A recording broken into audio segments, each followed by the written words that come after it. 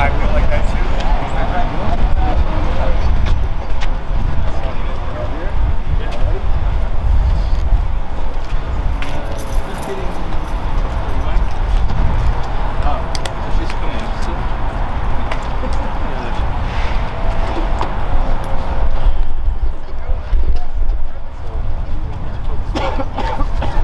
Good morning. Thank you all for joining us this morning.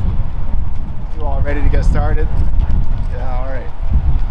So we're here for the same reason you are. We're here because, well, Paez Terán's family wants answers, and we are not getting any answers. There's no way for us to provide that to you. We have an autopsy. Brian Spears from our office will be talking to you about the contents of that autopsy. But you are not going to find the answers that you want in that autopsy. It is not enough for us to work backward from it to figure out what happened. The only people who know what happened in the forest that day are the officers who were present and the GBI who was investigating. The GBI has repeatedly declined to meet with us, to talk to us, or to present any evidence to us. In fact, they have also prevented the release of information by the City of Atlanta. After the City of Atlanta began releasing videos of the day they were clearing the forest, the City of Atlanta stopped. And the reason they stopped is because the GBI told them to. We have filed a lawsuit concerning the refusal of the city to provide records on an ongoing basis. Lingo Smith from our office will talk to you about that momentarily. The family is here yet again. We were here last month, we're here this month, seeking answers. Imagine your child was killed by the police under suspicious circumstances, and imagine the police will tell you nothing. What suspicious circumstances? Just to give context to everything that will follow here. The forest was being cleared in an unprecedented crackdown against protesters. The police went to the forest that morning planning for violence. You can see it in the City of Atlanta videos. They formed firing squads, multiple officers with weapons drawn. It was a powder keg, and the moment there was a lapse in judgment on anyone's behalf, there would be death. That was what was guaranteed when they were clearing the forest of these peaceful protesters. To that point, no one had injured a law enforcement officer. No one had attacked a law enforcement officer. And yet they went to clear the forest of sit-in protesters at gunpoint. They did reconnaissance on the site. It was a planned operation. Yet no one had a body camera when they shot Manuel, or so we are told. We are asking for the immediate release of all information from the GBI rather than the selective release that we saw in the immediate aftermath of the shooting. The GBI had no problem putting its weight behind its narrative, and then, after its narrative was released, invoking the investigation. It doesn't make sense. I understand the need for integrity in an investigation. I understand not wanting witnesses to hear what other witnesses have said, or to see all of the videos before they're asked questions. But once you release what the official narrative is, the investigation is tainted already. Now they have had plenty of time, and we have nothing. The larger context of this unprecedented crackdown is the domestic terrorism charges and the use of the state's force to quell dissent. This is an alarm. This is terrifying. People are sitting in the DeKalb County Jail right now who have no factual basis for the charges against them, at least none that have been articulated, simply because they were charged with domestic terrorism. None of the people in the jail right now have an allegation that they threw a Molotov cocktail, that they lit a construction equipment on fire, that they shot off fireworks. None of the allegations we heard were specific to any person, and yet we have 21 people in the DeKalb County Jail denied bond. This is continuing. This is ongoing. This is intimidation by the state against dissent. But we are here today to focus on Manuel's case, Manuel's family. But that is the context in which this family is suffering. Watching the state use all of its power, watching local, state, federal, county, city government in lockstep. It is a terrifying alignment of power. And I hope that you all will ask these questions before this power spreads to other issues. Is this what Cop City is going to bring to our city? Is this the type of policing that they will be training for raids, to serve arrest warrants at gunpoint in group meetings? Do they want us to be scared? Because people are scared. The family is scared. We want them to know what happened to their child. With that, I will turn it over to my partner, Brian Spears, who will talk about the results of the autopsy, and then we'll hear from Wingo Smith, who will talk about the open records lawsuit that we filed, and then the family will all make a brief statement. They will not be answering questions. If you have questions at the end, we'll be happy to field those to the extent we can.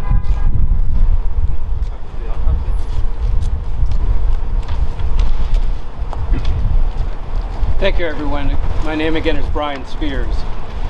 Today we continue to search for the facts surrounding the death of Manuel Paez Terán. As we explained in our first press conference on February the 6th, the DeKalb County Medical Examiner's Office conducted the first autopsy.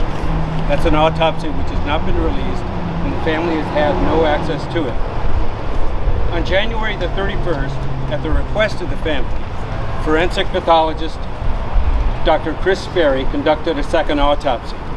Today we released the whole autopsy report. Copies of it are being distributed now, and if we run out of the copies, we'll provide more. We are here today to talk about what we learned from that autopsy and demand the release of the investigation conducted by the Georgia Bureau of Investigation. What did we learn from this autopsy? We learned that Manuel died from multiple gunshot wounds. We knew that already. Manuel was shot so many times and by different firearms that the tracks of the bullets running through the body converge and intersect. That means that the same parts of his body were shot by different officers. The autopsy identifies 14 separate gunshot injuries. Manuel was shot in the head through his right eye, in the left upper chest, in the abdomen, in his arms, and in their legs. The hands were all shot up. According to the autopsy, the wounds indicate that Manuel's left arm and hand were raised when Manuel was shot, with the palm facing the front of the body. Manuel's right forearm and right hand were also shot. The gunshot to the head would have killed them instantly, but probably, in the words of the report, not before they were able to raise their hands and arms in front of their body, like that. Manuel's legs were shot with shotgun slugs and probably buckshot, leading to the conclusion that two different shotguns were fired at Manuel before they died.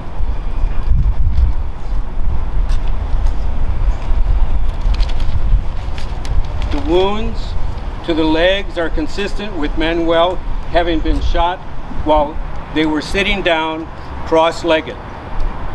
Manuel was likely shot by individuals, according to the report, standing in front of them relatively close.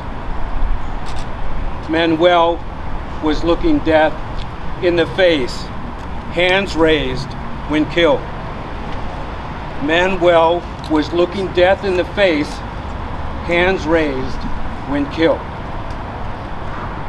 We still do not know what happened in the forest on the morning of January 18th. We do not stand here today telling you that we know what happened. This second autopsy is a snapshot of what happened, but it is not the whole story. What we want is simple. GBI, meet with the family and release the investigative report. Thank you.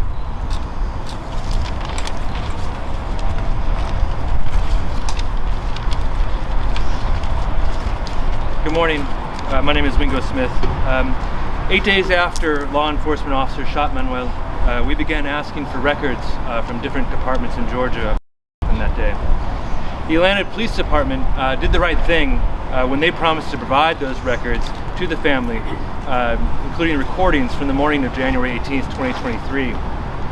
But the recordings are powerful. It is one thing to say law enforcement shot Manuel 13 times. It is another to hear it. Those recordings caught fire, and as you know, reporters and others began listening to the recordings, to the shots, and to what the officers said as it happened. And some of what those officers said was inconvenient for the Georgia Bureau of Investigation. It raised questions about the only information the GBI had released to that point about the investigation, and the narrative that the GBI was building that Jeff talked about earlier. When inconvenient information came to light, the GBI decided to interfere with the Atlanta Police Department. It wrote the APD a letter asking it to stop releasing videos and other material related to what happened that morning. Mind you, the GBI, as we've already discussed, had no problem releasing selected videos, even from the arrest last week on March 5th, within 24 hours of those arrests, and had no problem releasing other information about Manuel that they said conformed to the narrative that they were putting forth. Also, in addition to the GBI, the Attorney General's office sent a letter to the City of Atlanta advising it didn't have to release the records to the family. It appears there has been a coordinated campaign to silence the City of Atlanta, and it worked. The APD then refused to release the rest of the recordings in its possession to the family or to the media.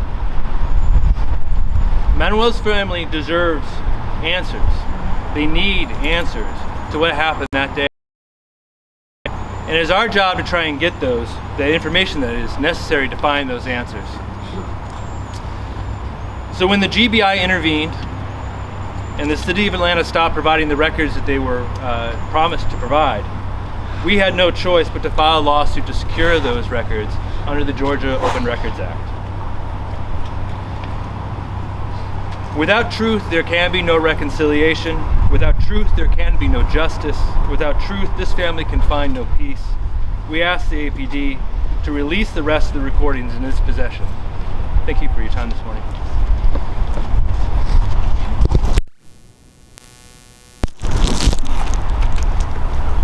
My name is Belkis Terán. My child, Manuel Esteban Paez Terán, was killed here in Atlanta on the 18th of January 2023. We still do not know anything. It was killed our most beloved family member and the most caring person that any group of people could have, and there is only silence. Manuel loved the forest, gave them peace. They meditate there. The forest connect them with God. I never thought that Manuel could die in a meditation position. My heart, I invest so much time, care, and dedication to educate my children to become active members of a society. I gave them love and compassion as tools to make the world a better place.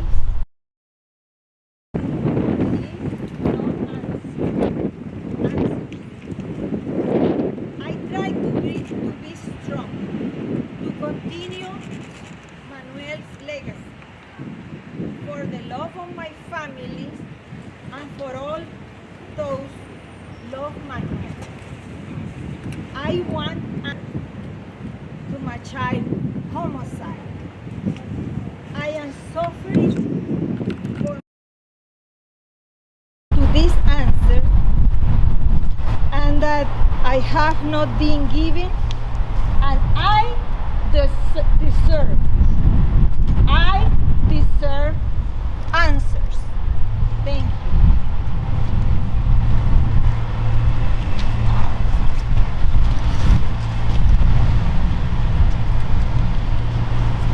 My name is Manuel Paez. Even amongst friends and family, the narrative the police have laid out is believed. My life has been frozen, with Manny being guilty until proven innocent. I would like to share how that has affected me. This is an example of a message messages I have been receiving. I quote, "I'm glad your son got killed firing a gun at cops. It was a cowardly act of his, and he got what he deserved. You scumbags, go back to the country you came from." It's been a burden I've mostly kept hidden from my family. I share it now because I need to know the truth. All of this is occurring while people are terrified of police escalation. I can't even attend a vigil for Manny without 10 cop cars showing up, or a low-flying helicopter showing up to intimidate us. In Atlanta, I feel hated. The current narrative is that my voice values less for being out of state, despite my 10 years of military service. It's ironic, I'm trusted with nuclear secrets, but I am not trusted with the evidence of my siblings' murder.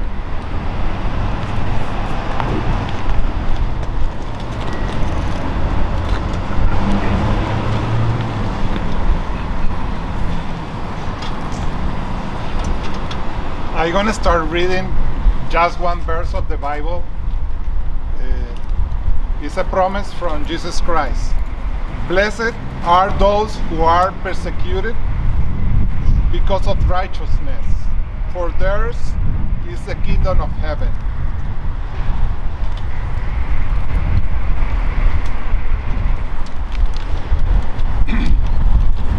As father of Manuel Paez Terán, we have received two narratives from authorities about the assassination of my child. The first narrative we got come less than 24 hours of his assassination. There was a violent individual that hurt an officer. That is the narrative expressed by the governor of Georgia, Atlanta mayor, and chief of police. Family has not been informed. The second narrative that came once Atlanta police revealed to the public some videos of their body cameras. The officer heard was hit by one of their own. It's so-called friendly fire. In other words, one still unknown officer was hit by one friendly fire shot, and my child was hit by 14 unfriendly, nasty, and violent shots. My child was an upstanding individual that gave his life for others. They gave his life for his ideals. They defend the environment. They convince others with conviction and also with understanding, and never with violence. My child is a hero. Manuel was loved in life. My child, now more than ever, is loved by thousands of communities, not only in Georgia, not only in all United States of America, but also the world.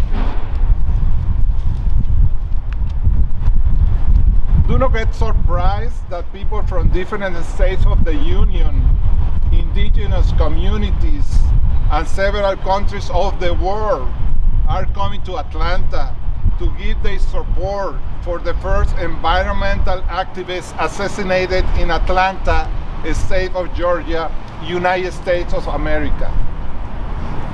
This multitude of people that support us as a family and cry with us as one, they are not terrorists. Georgia Bureau of Investigation, GBI, stop manipulating the information about my son's assassination. You keep us, the family, the community, and the world in total dark about what happened at the forest in January 18, 2023. I have a different narrative about my son. He is a hero. We demand information to our attorneys so we can proceed with a real and independent investigation.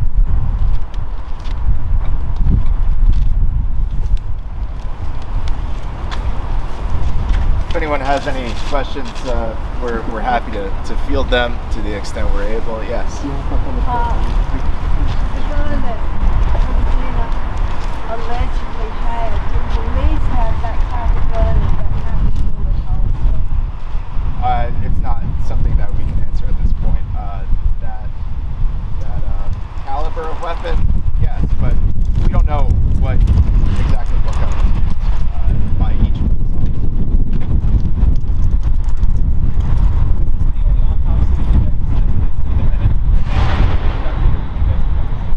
This is the only one.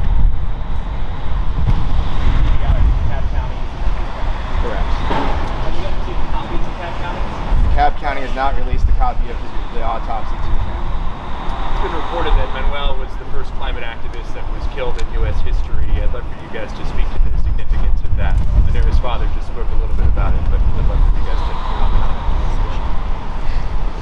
Well, I think the best way to answer that is that regardless of whether he was the first, it's one that we have to know the truth about. We aren't keeping score in terms of who was the first, and not to malign your question, but it's important because of who he was. It's important because of why he was there, and it's important for all of us to be able to know the full story. We don't have them, and again, like I said before, we don't have all the answers. We're not pretending to have them, but we represent a family who has lost their son, and a family who now is seeking answers from the only sources that are available to us. Remember again, this man in the forest was alone when he was confronted by the array of officers. The officers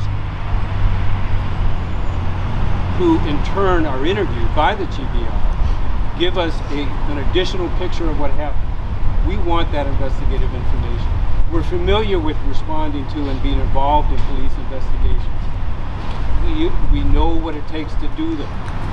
We also know what it takes to review them and have an opportunity to do that as well. So I hope that at least a part answers your question. but it also speaks to what's going on in the city, right? We went through Standing Rock, far more contentious. Didn't happen there. Why did it happen here? Why did it happen when they were just clearing the forest of people staging sit-in protests? What is going on? What are they willing to do to get this thing built? It's a display of force that,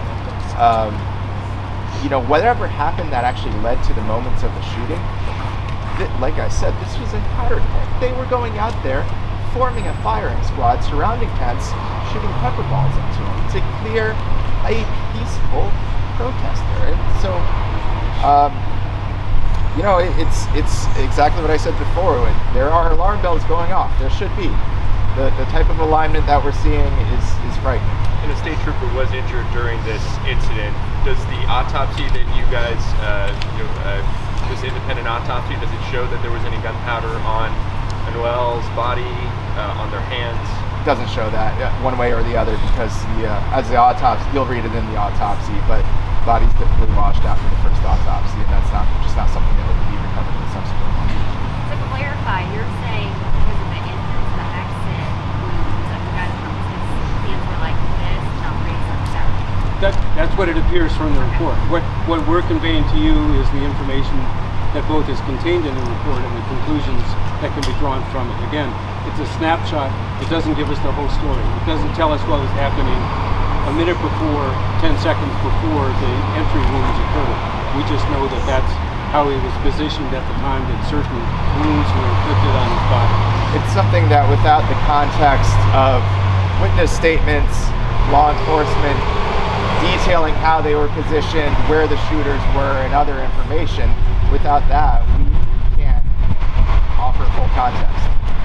Do you have more details about who conducted the autopsy? Dr. Chris Berry conducted the autopsy. Dr. Chris Berry used to head up the Division of Forensic Sciences for the Georgia Bureau of Investigation, otherwise known as the State Medical Examiner. He held that position for a number of years. He's now in private practice and conducts autopsies throughout the country. Speak a little bit more to this, alleged lack of transparency. Do you feel that this is something that's isolated to this specific case, or is there a pattern with the agencies in terms of that?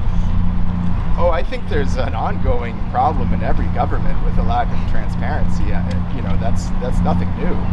I'm not sure if your question specifically pertains to this.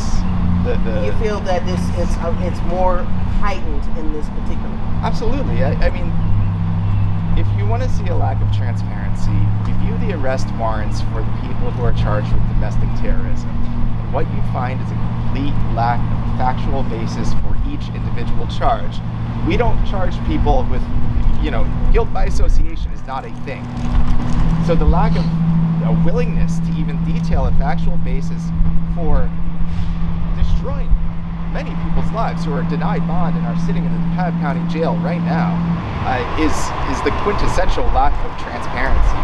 If there's a basis for this, if there's a basis for domestic terrorism charges, if there is a wide-ranging conspiracy among activists to do actual violence, that is something the community needs to know about right away.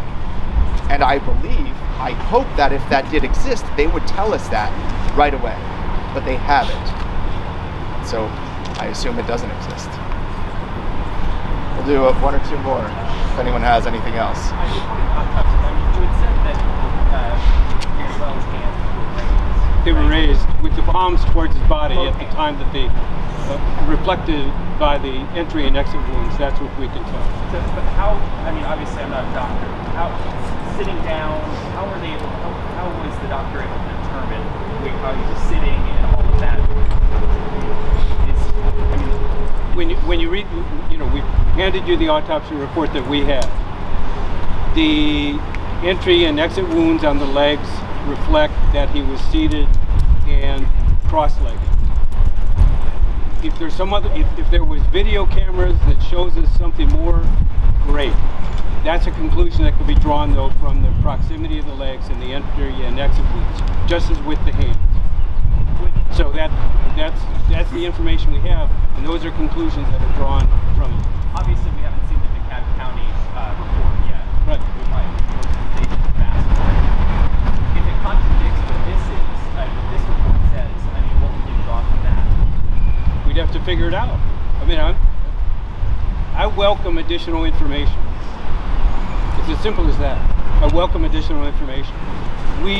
Because the second autopsy was not the first autopsy, it could not and did not involve the removal of the projectiles, for example. It did not and could not involve the removal of certain gunpowder deposits that might have been placed on the body. It could not and did not, our autopsy could not and did not reflect whether or not certain of the bullets were fired through the fabric of the tent in which he was positioned. We can't know that. If the first autopsy would have additional information, then we welcome it. So, one more question. And just for clarification, again, I'm not a doctor, so I don't know. Are autopsies subjective by whoever's conducting them? Can it depend on who's looking at it? Can it determine? That's got to depend on the person. I don't know how to answer that. to be honest with you, Did you guys ask the doctor who conducted the autopsy? We're not No. trying to litigate this case with limited information, and you're not going to find the answers that we all want in that autopsy. We need more information from the GBI. Dr. Sperry is not going to solve this for anybody. The GBI knows. The GBI has the evidence. That's where you'll find your answers. All right. Thank you all very much for coming, and we'll see you again next time.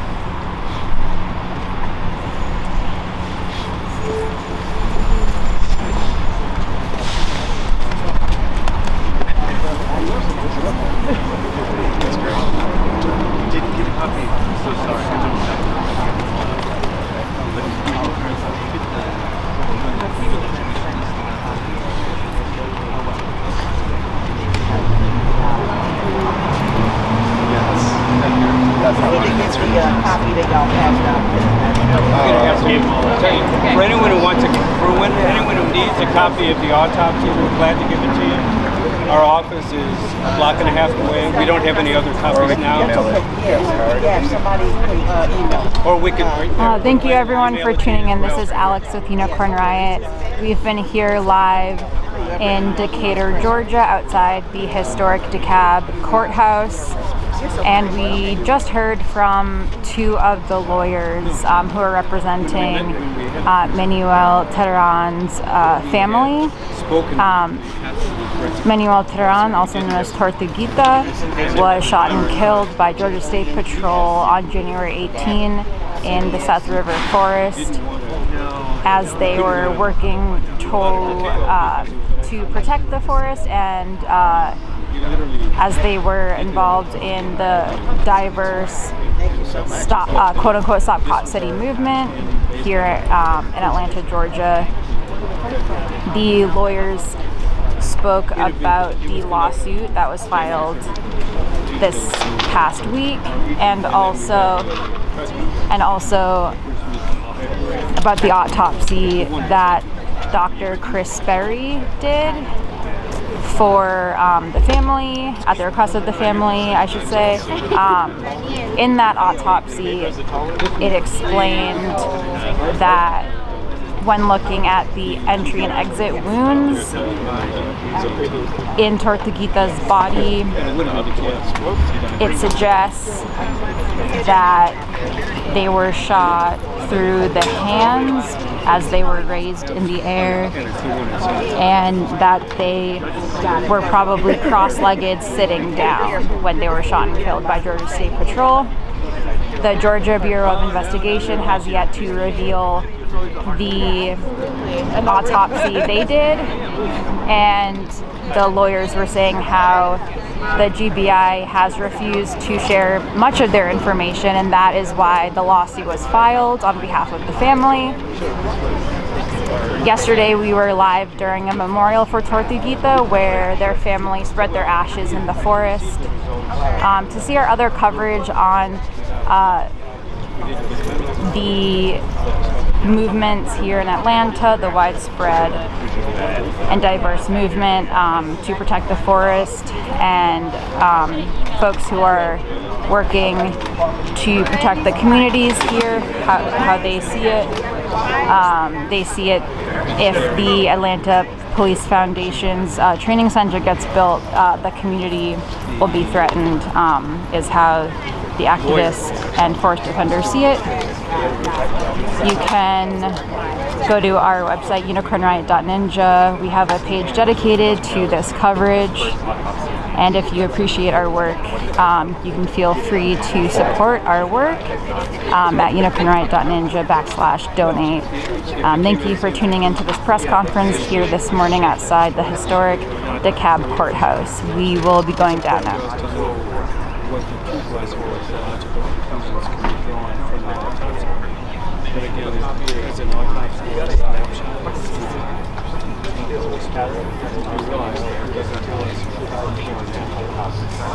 So as far as what it is,